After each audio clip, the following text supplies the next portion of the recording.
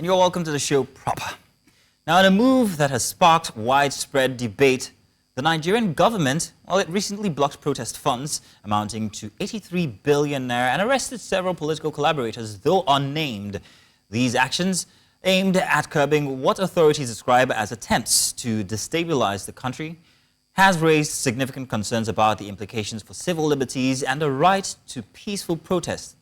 As the government tightens its grip on dissenting voices, many are questioning the broader impact of this crackdown on democratic freedoms in Nigeria. And so the controversy has also ignited discussions around the legality, and ethics of such actions, especially in a nation where protests have historically been a powerful tool for social change. Now, with the lines between national security and individual rights becoming increasingly blurred, the situation calls for a thorough examination of the motivations behind these actions and their potential consequences for the future of Nigerian democracy. So joining us to delve deeper into the issue is Justice Ojienoh, a political analyst and lawyer, friend of the House here with extensive experience in constitutional law and also human rights. Welcome to the show. Good to have you on this morning. Welcome.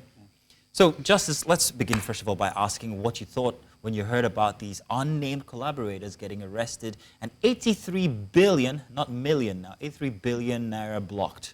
Your first thoughts? It's unfortunate. It's government, again, using or abusing its awesome powers. Americans will say, don't fight the feds. And it looks like that's what we are seeing in Nigeria again this time. Okay. Yeah, go on, please. Okay, I think it's very, very unfortunate, and as much as possible, we should ensure that we guard against the use and abuse of these governmental powers.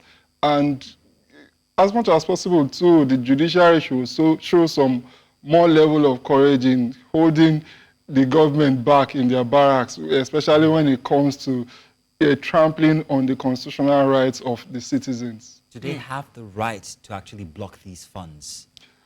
Does Okay. the government have the right to do so?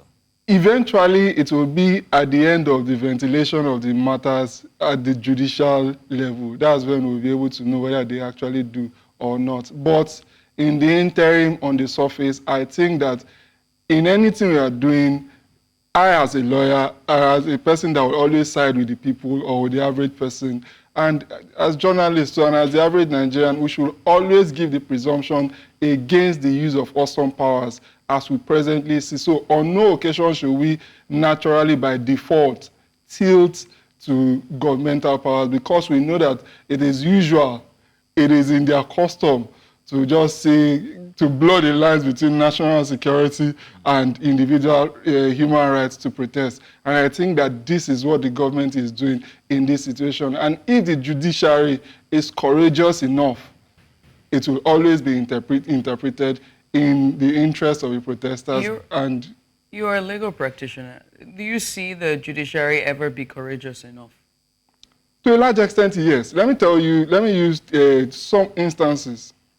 We saw that in Lagos State, for example, there was an order restricting protests to 2 places.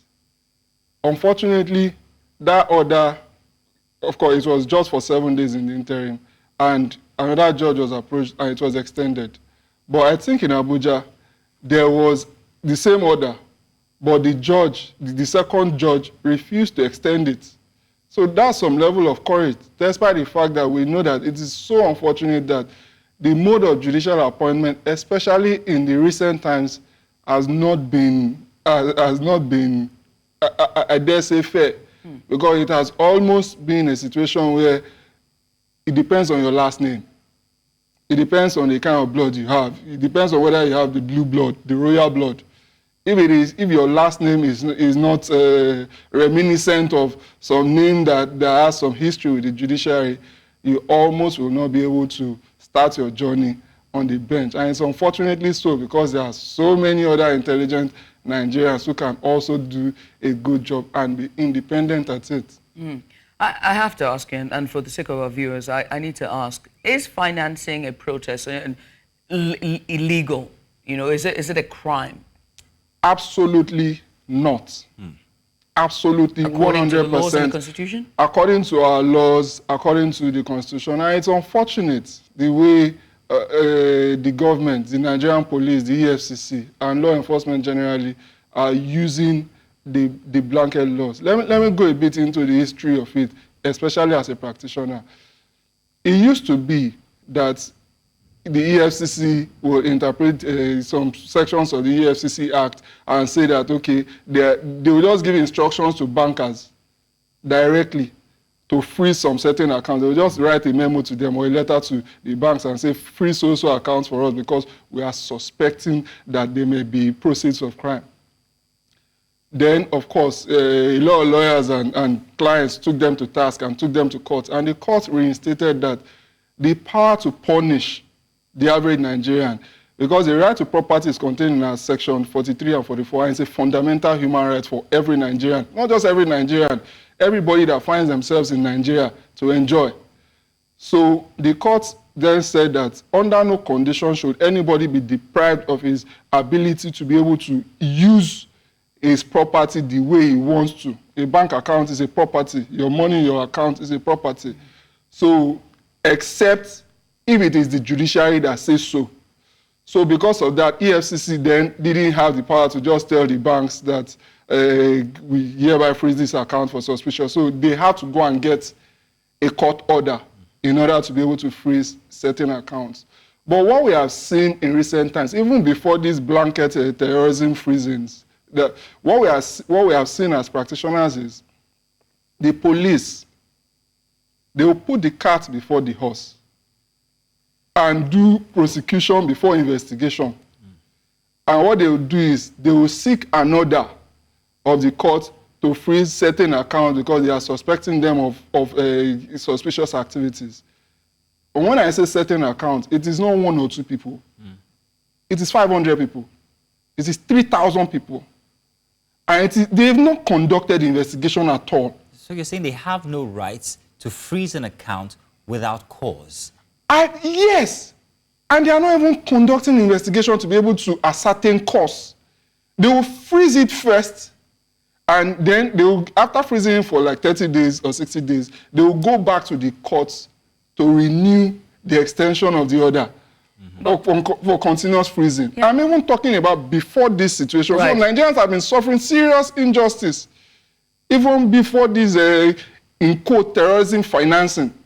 So it is just easy for them to impose the template again we suspect that we suspect certain accounts. But with this hashtag End Bad Governance protests, the government said they come out to say with the National Security Advisor and every other, I think the AGF, if I'm correct me if I'm wrong, they all came out to say that they have on good intelligence that they had political actors in Abuja, Kaduna and Kano who are financing this protest, and they also have credible intelligence that there's a European as well who's financing. They said that they had a total of about 300 million naira, both in cryptocurrency and in cash, and they are going after these people and going to make arrests soon.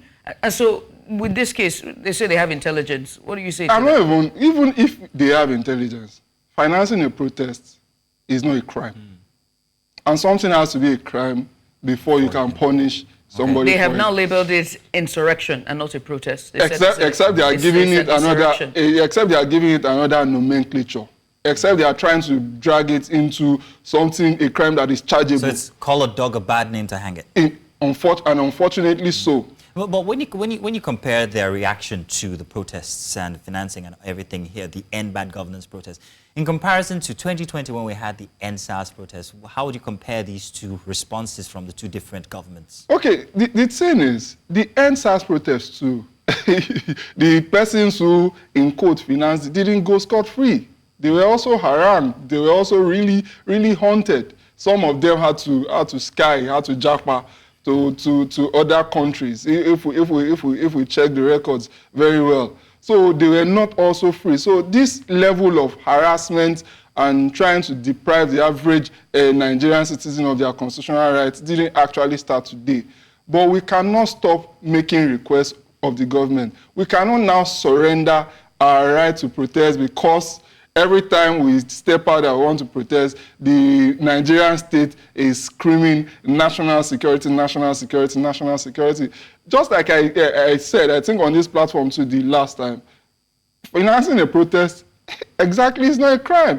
If I have somebody, for example, I'm in Nigeria, if I have somebody that's my neighbor, and these two places were the places that were at least by the order of a court provided for in Lagos, and my neighbor wants to go to join the protest, I can pay for his Uber ride. So would that be financing? That's actually facilitation. That's financing. It is when it crosses from peaceful protest to a riot, or a violent protest. That's when we can say that, okay, there is actually some criminality at the point of the protest. Because I didn't take my neighbor from the house with the intention to go and actually cause the violence or to go and break the law. So these are some of the fine lines that we need a courageous judiciary to be able to fight on behalf of these persons whose accounts have been frozen and their constitutional rights have been breached. Yeah. So I expect them to also counter-sue the government. Exactly. We keep circling back to a courageous judicial system, but I mean, I've got a critic. I remember we were talking to one of the lawyers who joined us, and we asked him about, the 300% increment for the judicial officers and whether or not this is not state capture. And they all say it's not state capture. And so we wait to see. You want my opinion on that? I want your opinion on that. We wait to see, but I'm curious. What do you think? Do you think that that's a state capture? Do you think that the judiciary will be financed to be courageous? Okay, for me, I think financing in itself of something. Okay, I think that it is not that bad. It's not state capture. The last time I think there was an increment in their salary was in 2008 or 2009. Yes. And a lot of water has passed under the bridge. between you and I. Something has happened to your remuneration. Something has happened to my remuneration. So for 15, 16 years. Nothing reasonable, nothing substantial. We had a situation where judges, especially magistrates, are going in tricycles, transporting in tricycles from their houses to the courts with sometimes suspects. Suspects. Oh, wow.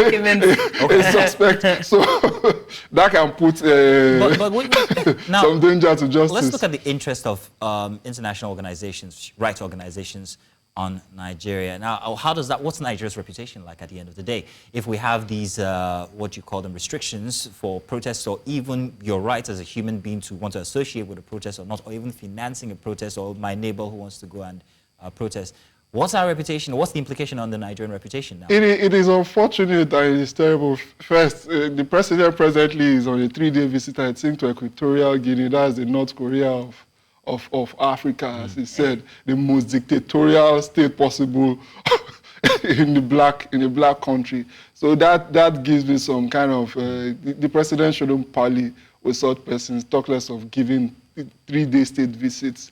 In states like that, nobody there. You can't protest in your mind, talk less of coming on the streets to protest. So sometimes association at the highest level.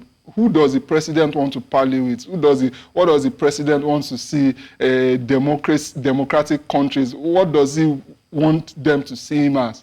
And persons in government, especially at the highest levels.